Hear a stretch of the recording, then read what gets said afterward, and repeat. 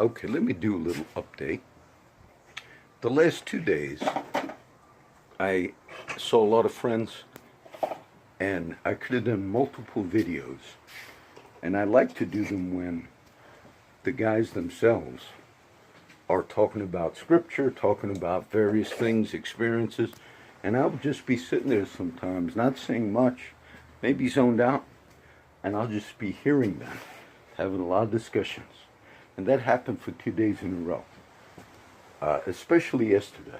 One of my friends who you've seen on video a lot, Furman, he happened to be at one of the spots that I normally don't see him, just to turn around where you can park the vehicles. I'll park my motorcycle. But yesterday he was there earlier in the afternoon, and I said, I usually stop there to see some other friends. And then Furman had a Harley Davidson, and he used to like bikes and motorcycles, and had a serious wreck. His wife was killed in Dallas on a motorcycle wreck that he and his wife were on, and it's affected him a lot. But I have another friend here in Flower Bluff who's a Harley rider and kind of, had background, a biker background. So he pulls up in the brand new 2018 Harley, which is like a $30,000 motorcycle. This other friend, Ruben, bought. He's been on videos, not that much. And he pulls up. They don't know each other. I said, oh, you don't know him? Especially they've been here their whole lives. Harley backgrounds. They didn't know each other. So Ruben is Furman. Furman is his brother Ruben. It's interesting. But that's actually happened, I guess, in the last 2 weeks. Again, somebody else. Do you know who that is? I said, of course, I know this guy for all these years. I said, you don't know? I always found that strange that I know a lot of them. I'm sure it just worked out that way, but some of my friends that I have known for years that are from here actually do not know some of my other friends that I've known for years that are also from Flower Bluff. To me, that's astounding, to be honest with you. But they honestly didn't know each other. But that was a good meeting. They even said, because they started talking about the Lord, and I know that some of the things Ruben brought up in his experience are other things that maybe Furman is not, he's very open-minded, Furman, and he, in his walk with the Lord, thinks other things are fake, and some things are indeed fake. But I listened to them, and my other friend, he'd bring up things. All of that was real good, and I could have done a video. And then Bobby today is bringing up the Ark of the Covenant. He's just talking about it. He's sitting with Albert. And I talked a little bit. And then Albert says that they think they found that Ark in Ethiopia. And look, this history of why people think about all those things is just interesting. I figured I should do an update because some people might think, all that you spoke about on the political things going on and the whole investigation, it was a very big day yesterday and today. And so to see, John, you were wrong. I wasn't wrong, and I don't say that to be. What I had seen in a lot that we have been doing in the country is the Paul Manafort case, who everybody that's in the legal system and the particular people that are trying at the Mueller investigation and his investigators and all.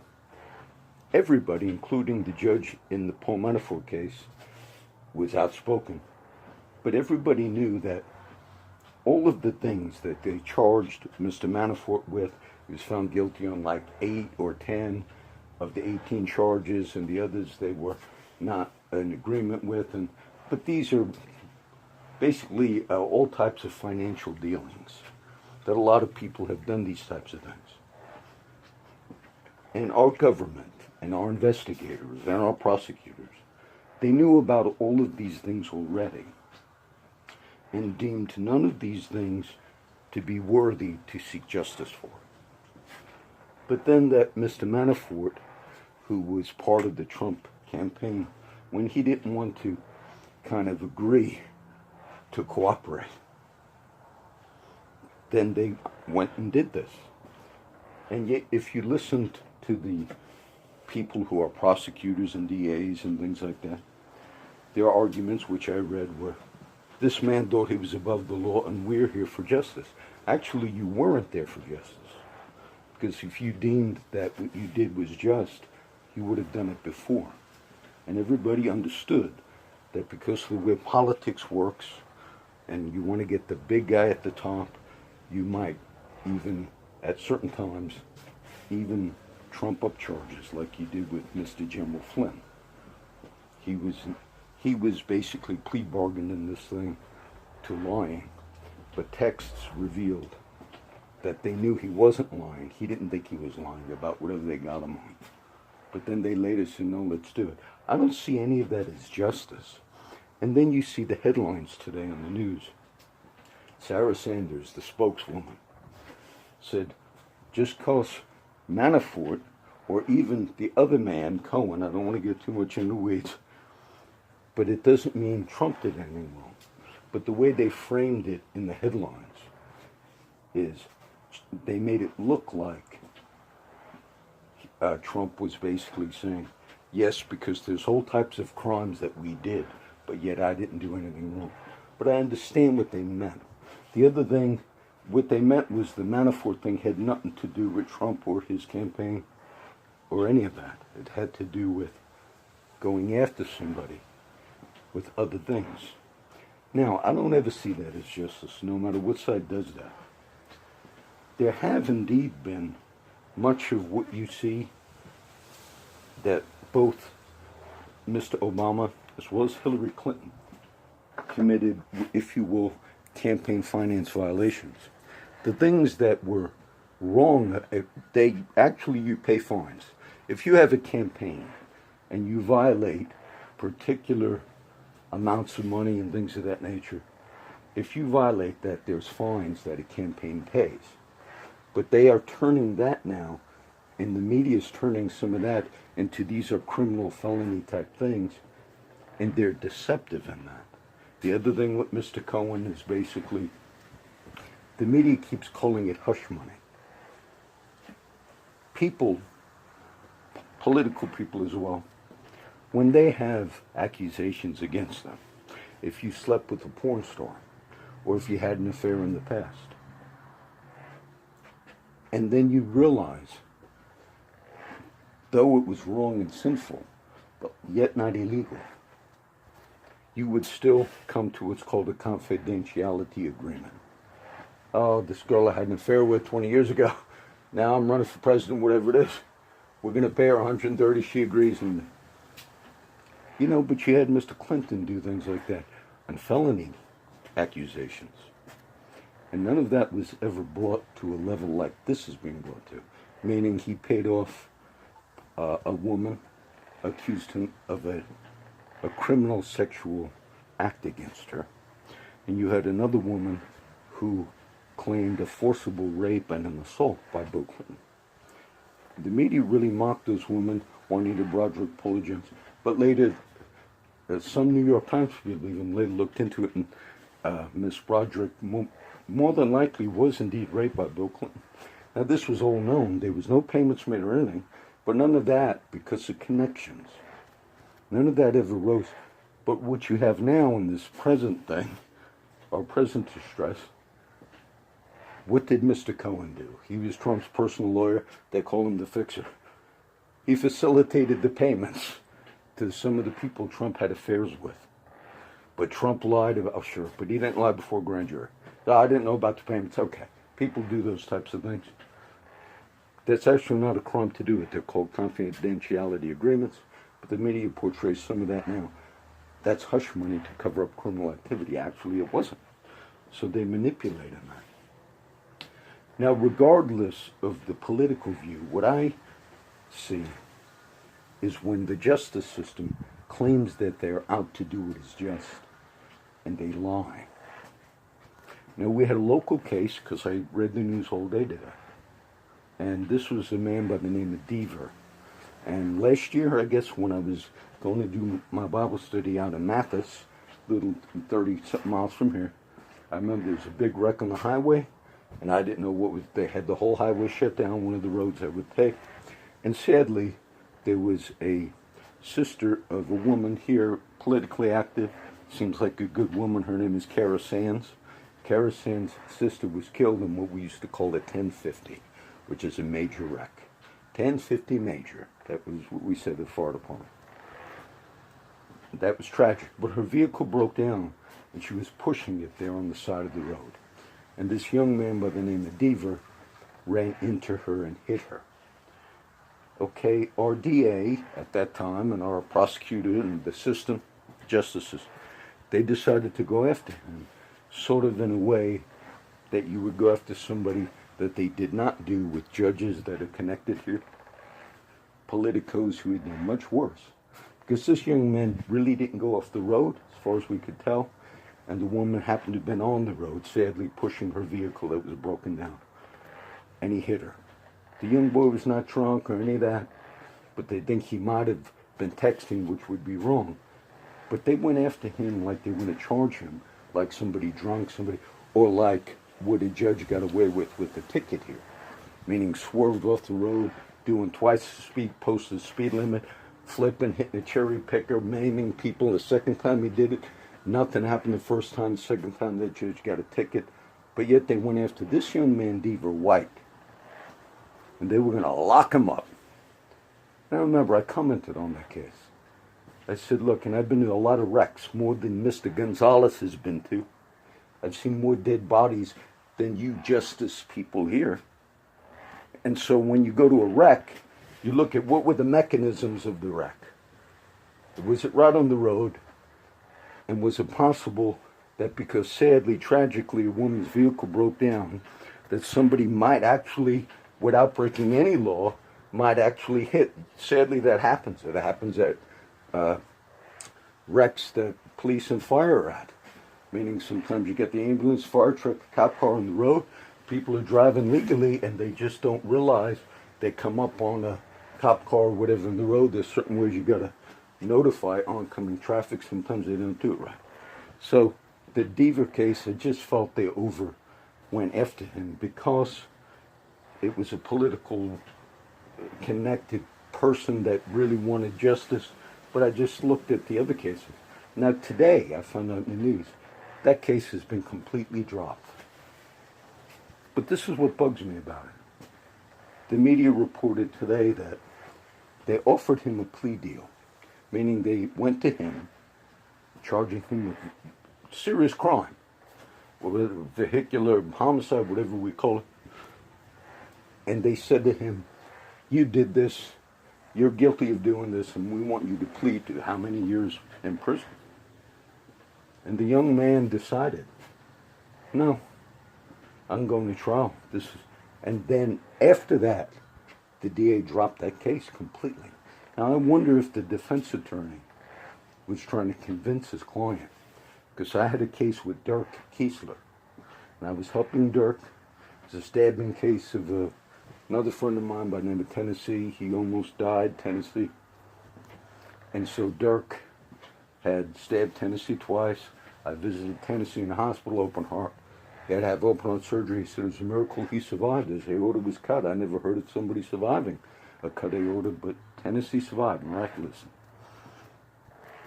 But as I was helping Dirk, simply I kept his dog here for 8 months. I visited him a few times in the jail. I didn't take any money helping Dirk. I said, no, just...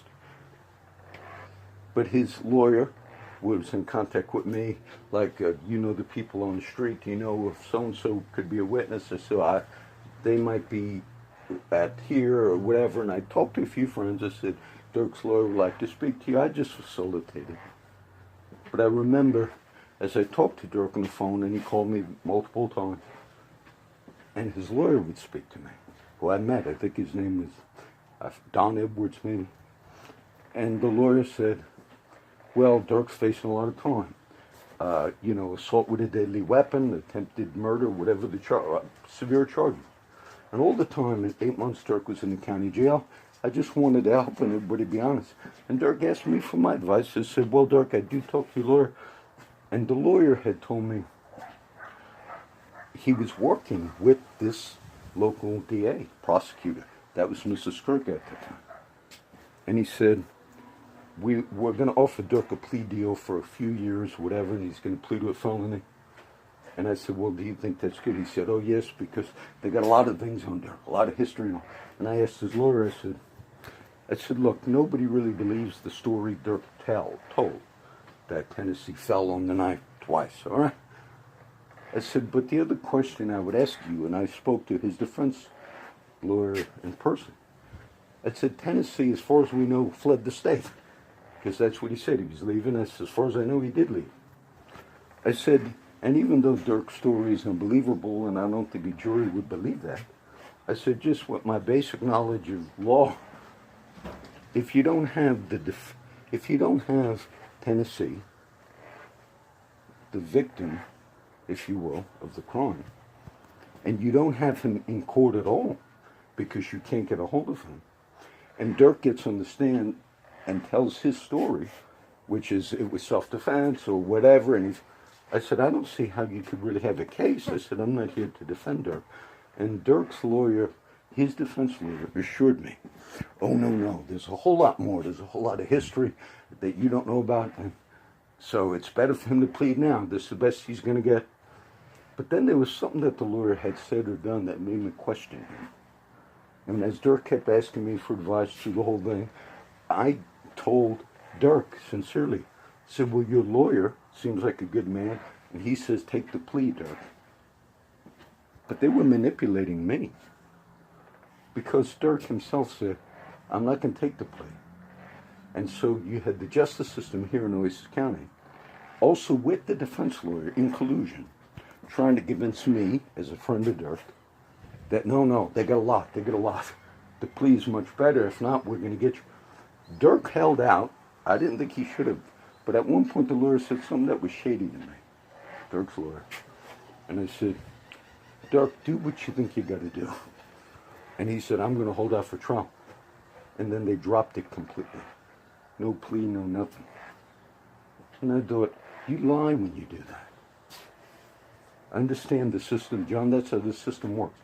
If the system works that there were campaign violations, if you look and say, we found campaign violations, I have seen a lot more in the last, the manipulation and the political use of the Justice Department under Mr. Obama, and I'm not a big critic of him, but things that they did also with the IRS, targeting Christian organizations.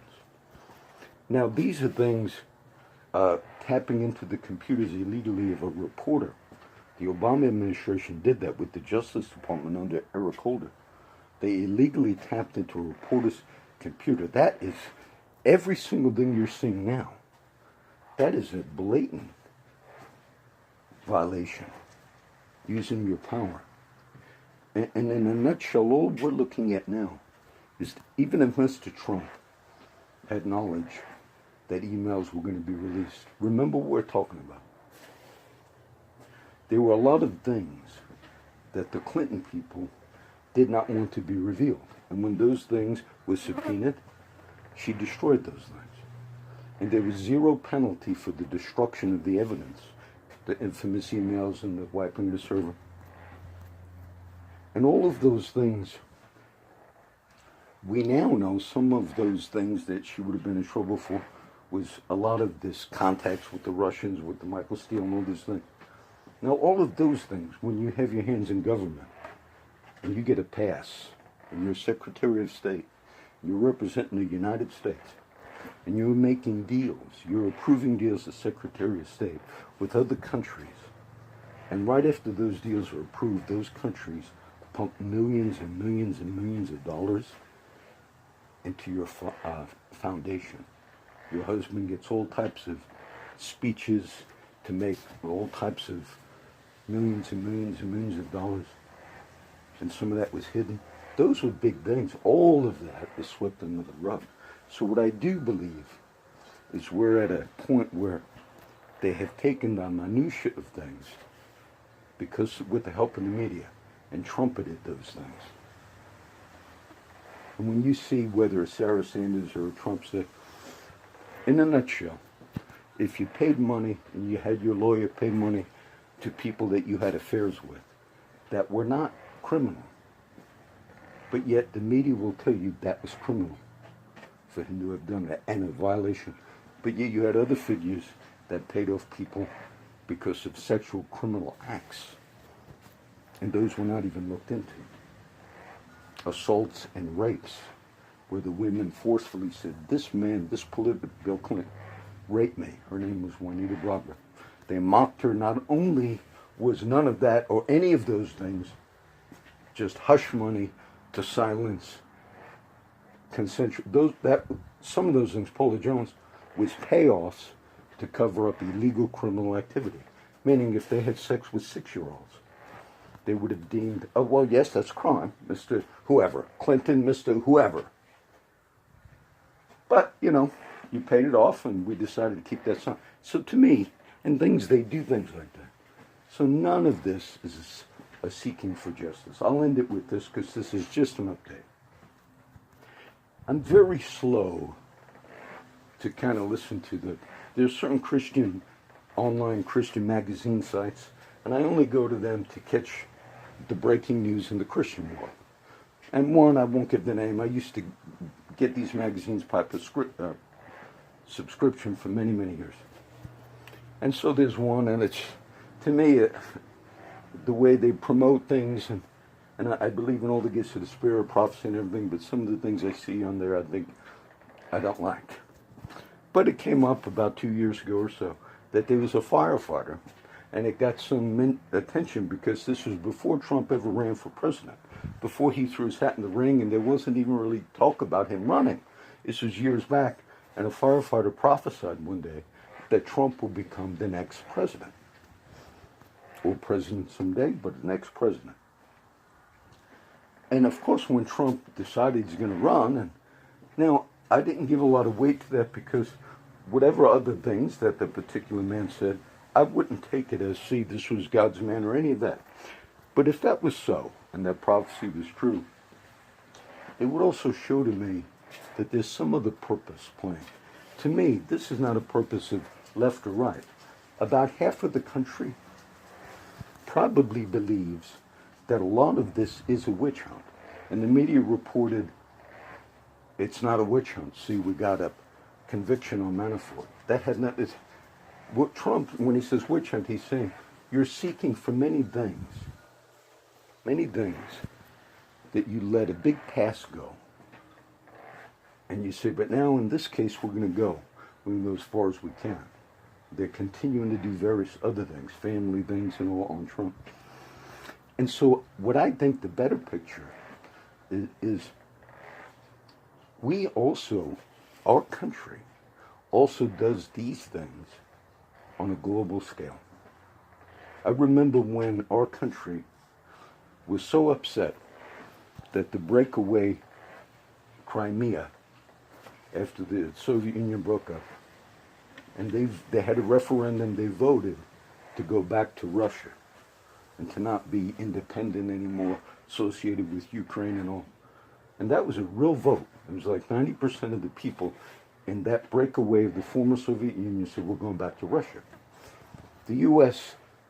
said, we do not recognize it, and we consider the fact that 90% of those people in that former part of the Soviet Union voted to go back to Russia. The U.S., John Kerry, Obama, said we consider that criminal, that you annexed illegally. And we were manipulative. And anybody that would honestly look at what I just explained briefly would say our whole media, Obama, Kerry, and everybody else, we were manipulative liars when we said that. Now remember, Mr. Putin said, you do the same thing, U.S.,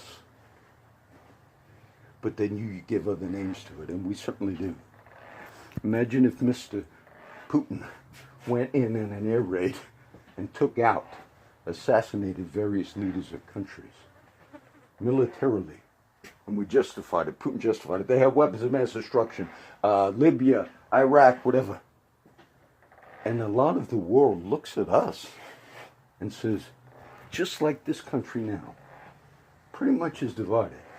As no big supporter of Trump, I see the stupidity of the road they've decided to go down. And they will not stop. And then I see if that prophecy was true. The only bigger picture it would play is other countries. Because what we're doing in this country, whether it's the case I just told you about this kid that they dropped the charges, so we're going to put you in prison, son. You committed a severe crime. And he said, look, I was just on the road. I wasn't drunk. I wasn't doing anything. And this woman brought, now we're going after you, kid, if you don't plead bargain the Diva case. We're telling you we got a case on you. No, we dropped it. What kind of plea bargain is that?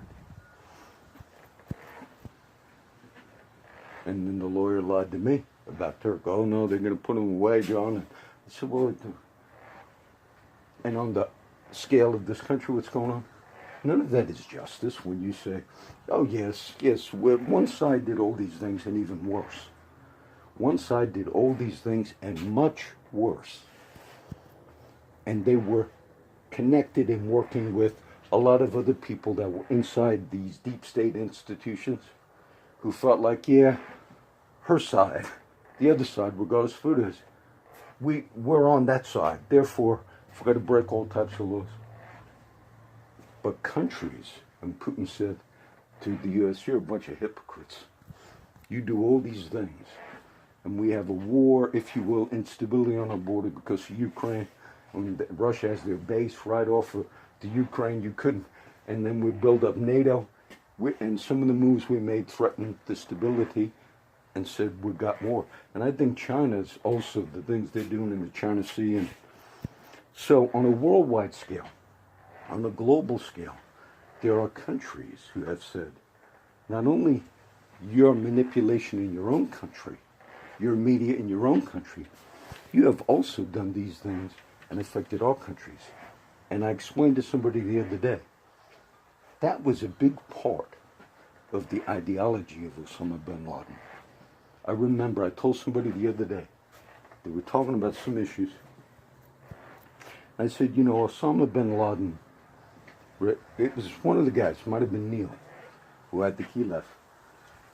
He said, you know, John, a lot of people don't realize that the whole thing about the terrorism and all, that it's not as simple as, and so I explained some of the history of it.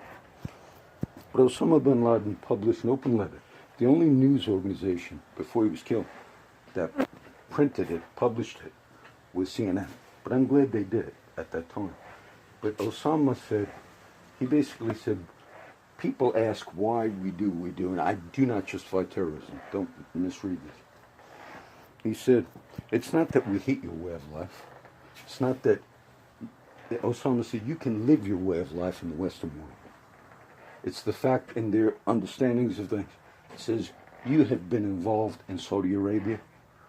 You have played world politics, showed bias, prejudice, even instability, removing of leaders, starting of wars that were unjustified.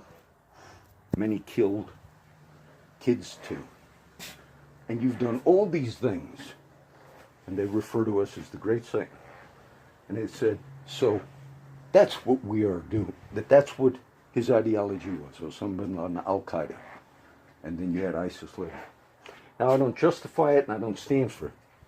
But they basically said, when you manipulate U.S. and Western world, and when you yourself convince yourselves that you're going to mete out justice, whether it's the execution of people, and you yourselves have been guilty of the same things, he said, this is what we're about. He said, we don't care, you can live the way you want to live in your Western society. And I understood it when he said it. Not saying I would agree with tactics of that. But you're seeing this in this country, because there's a big part of this country who truly see that there are things at work that you would have never done if it was people that were on your side or people that you deemed that you would overlook crimes. I've never seen like an attorney general, Eric Holder or others, be able to personally target private citizens, reporters, things of that nature, and for that to be whitewashed. And that woman had to write a book on it. Or the things that took place when they targeted conservative organizations. And Secretary of State under Mr. Obama having all these connections making deals as Secretary of State and personally profiting. Say it's a nonprofit. Chelsea Clinton's salary from that nonprofit was so exorbitant. I believe she had the most expensive, massive apartment in New York City. You know, millions of dollars for rent. What a waste and a sham and a scam. So this will be the little update. Whether the Cohen thing, the Manafort thing, it's the fact of the matter was a lot of people have done these things. And you could put people in prison and say, this was just that we did. And you make those arguments, but yet it's not just. Because the only reason you're doing certain things is because those people happen to have been connected with the other party and you wanted dirt. Say, but that's how the system, that's not a just system ever. It's not a just system that the victims, Sammy the Bull Gravano murdered 18 people. I think he's still alive, Sammy. And I'll tell you, the wives, the kids, the children, when they found some of them whacked in a barrel in Jersey City. Somebody asked me about Jersey City. Neil used to be a trucker. I said, John, have you ever been to Jersey City? I said, Neil, I grew up right there. Told him, Weehawken in West New York. And some of those guys they found under the Brooklyn Bridge. Where the East River did the ferry. It was known for mob hits and putting concrete shoes. They'd wash up back in the day. Now all those families of all those murdered people are Justice Department deemed, let that man go that killed all those people. Because that's how we work in our justice system. We have to give that man immunity for what would be considered a serial murderer, mass murderer, 18 people, personally killed. Guns, shot, hands. You go scot-free, because that's never justice. I would simply say, no matter what you do with the Cohen, even if the worst thing was that Trump knew about the confidentiality agreement, it's legal to do it. It's legal to make those agreements, because he wasn't agreeing to hush up actual crimes. And I gave you the example, others paid to cover up criminal crimes. Criminal crimes. Accusations of rape, assault, all types of things by a Democratic president, Democratic governor with a history. The media and the people in the know deemed none of that criminal, payments to cover up crimes. But yet payments to cover up consensual affair, the media is telling you today, that is collusion. That is a high crime. So half the public, whether left or right, they see the game. But that the importance is we play this game on a global scale. And that's a part of why some have become radicalized. The founder of ISIS was a former Iraqi soldier after the war with Iraq. And those guys were not getting paid. And there was still division and instability. And eventually, that guy went north. He started a movement against the U.S. And that was the founding of ISIS. That was the founding of it. A result, in a way, of U.S. involvement in all types of things that we justify. And the big example is our country right now. Half of the country justifies and sees everything that's happening as just, right, and noble, even if it was the execution of a president, which I know they're not going to do. But if it rose to it, they would still see that. And the other half of the country says, this is politically motivated and politically charged. But yet you're using these tools of imprisonment. And when we do it on a global scale, it's war. That's why Russia, that's why China, that's why some of these countries, I believe in the long term, the atmosphere is so poisoned. Any president, if we have an impeachment, Pence gets in, they're going to go after Pence. They will go after, they're not going to stop. They become addicted to this. But even if you had a Hillary make it, or anybody, the first thing that's going to be your badge is Russia's the enemy. Russia. You say, well, yeah, they know it's political speech. No, because we destabilize their country, because we slap tariffs on them for things that we do. I explained that on this video. And so it gets to a point where the countries say, no, we're going to do the best we can. A report came out this week. China is developing the capability, within a 10-year period it should be fully developed, but nuclear bombers, and then they will have what's called a triad. They obviously have nuclear land-based missiles that could be launched. They have them from submarines and ship and so forth. But it would be they can launch them from planes, but they didn't have bombers yet that could reach the U.S. They're developing those, so it would be a triad. And I do think in the long run that ultimately somebody asked me, it's coming. World War III is going to come someday.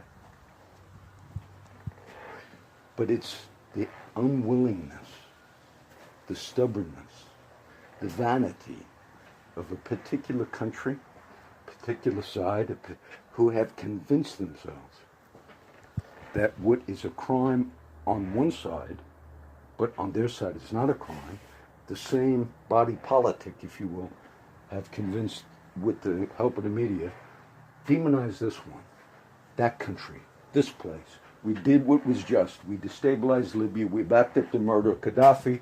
He was a great defender of the blacks in the southern part of Africa. Don't make a difference. We're going to get him out under a black president takes place. Then, lo and behold, within a year, they're selling black kids on the slave market in Libya. And we were just in all of these things.